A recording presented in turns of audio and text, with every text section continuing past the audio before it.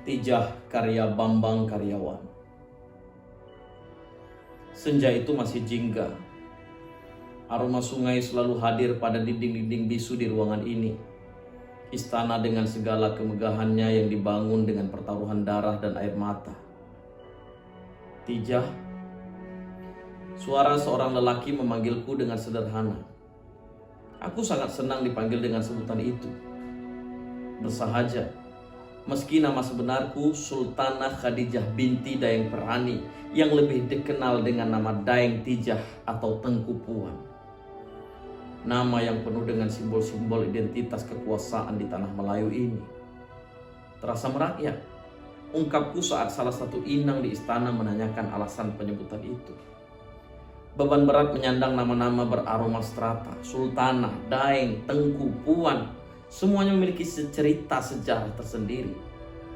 Dengan dipanggil Tijah, seperti ada kebebasan diriku sebagai seorang perempuan. Aku saat ini sedang berada dalam kebimbangan, melihat perebutan tahta yang tak berkesudahan. Tambahku, aku ingin bebas seperti perempuan lain yang bisa menikmati keperempuanannya, bercanda sesama perempuan, memasak dan menghidangkan untuk lelaki terkasih, merapikan dan menghias rumah serta taman, belajar untuk menambah ilmu, dan segala aktivitas lain yang menurutku dilakukan dengan segala kesenangan. Dinda, persiapkan segala perbekalan. Kita akan meninggalkan istana ini. Kita terusir. Suara lelakiku Raja Alam, suara yang harus kupatuhi dan tak boleh dibantah. Perjalanan sebagai perempuan setia yang wajib mendampingi dan selalu menawarkan senyum kala lelakiku selesai menjalani hari dalam menata ambisinya menjadi Sultan Siap. Aku hanya mengikuti arah kapal berlayar dan rimbunan misteri hutan dari Batu Bara, Palembang, Johor, Kalimantan, Siantan, dan hidup merayau di Selat Melaka. Tak terbayangkan terombang-ambing dalam perjalanan darat dengan belantara hutan dan gelombang lautan Cina Selatan.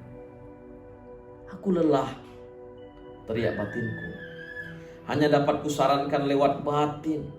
Seulas senyum harus kupersembahkan pada selalu sebagai bentuk tanda setia pada seorang istri pada suami, seorang perempuan pada lelaki pilihannya. Entahlah, batinku kembali mempertanyakan, apakah begitu para lelaki ketika sudah berkeinginan nak berkuasa, hilang akal dan hilang saudara? Aku tak tahu mana yang benar, apakah pada Raja Alam lelakiku atau Tengku Buang Asmara, adik iparku. Tak terpikirkah kanda Raja Alam untuk berdamai dengan Tengku Buang Asmara?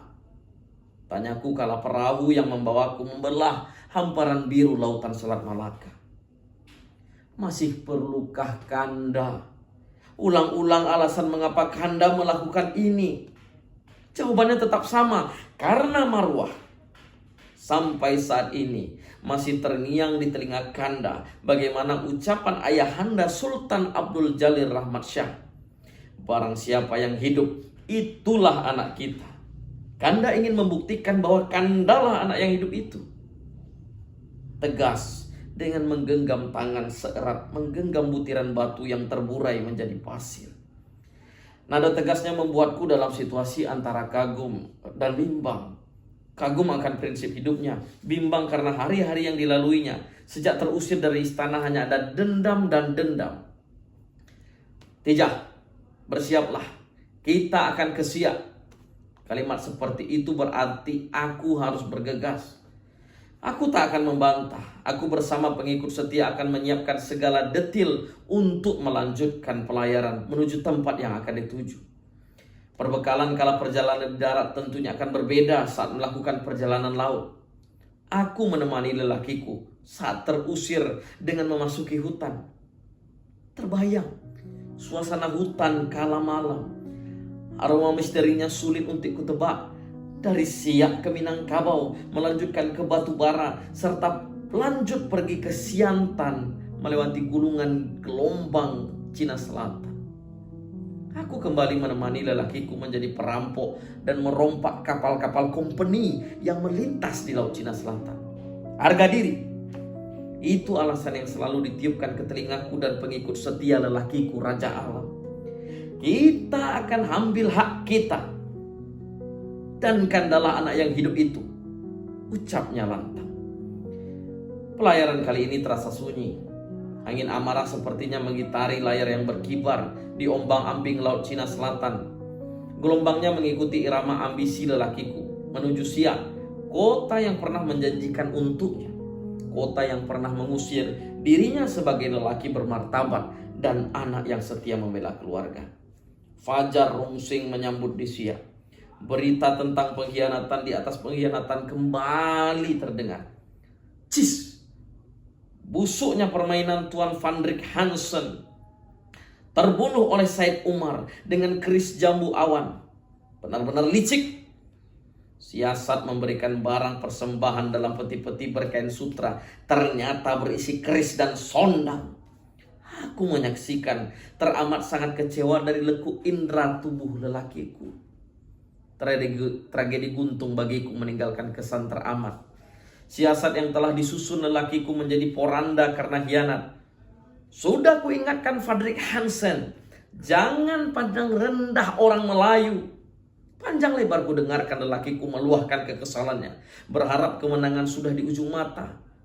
Tapi sekilas lesap dalam genggaman. Tidak. Tersentak aku dalam lamunan tragedi pilu. Apa yang harus Kanda lakukan sekarang? Anak kita Tengku Muhammad Ali pun ikut berkhianat pada Kanda. Pertanyaan yang membesarkanku sebagai seorang perempuan sekaligus luka sebagai seorang ibu. Aku mencoba memilih kata yang tepat agar tidak melemahkan lelakiku yang sedang perlu sandaran. Pilihan Kanda hanya ada dua, Kanda. Mengalah dengan sejarah atau menaklukkan sejarah. Mengalah dengan mundur dari perseteruan yang tak berkesudahan dengan Tengku Buang Asmara, atau menaklukkan dengan merebut yang menjadi hak Kanda dan membuktikan bahwa Kanda lah anak yang hidup itu. Tentang anak kita Tengku Muhammad Ali, Dinda yakin ada alasan kuat yang membuatnya berseberangan dengan Kanda. Ucapku di antara semilir angin yang menembus dedaunan sunyi di pinggiran sungai ini. Baiklah, kita lihat perjalanan waktu apakah Kanda mengalah atau menaklukkan sejarah. Tegas lelakiku Raja Alam dalam gelisah yang bertemankan riak sungai di hadapannya. Waktu takkan pernah meninggalkan sejarah. Pada penggalannya yang lelah, sejarah telah memberikan sedikit ruang pada lelakiku untuk menaklukkan sejarah. Tidak. Kanda berhasil menaklukkan sejarah. Apakah Dinda bahagia? Hanya sebuah senyum terbaik yang dapat aku katakan. Walau lirih batin ini hanya membaitkan satu kata. Entah.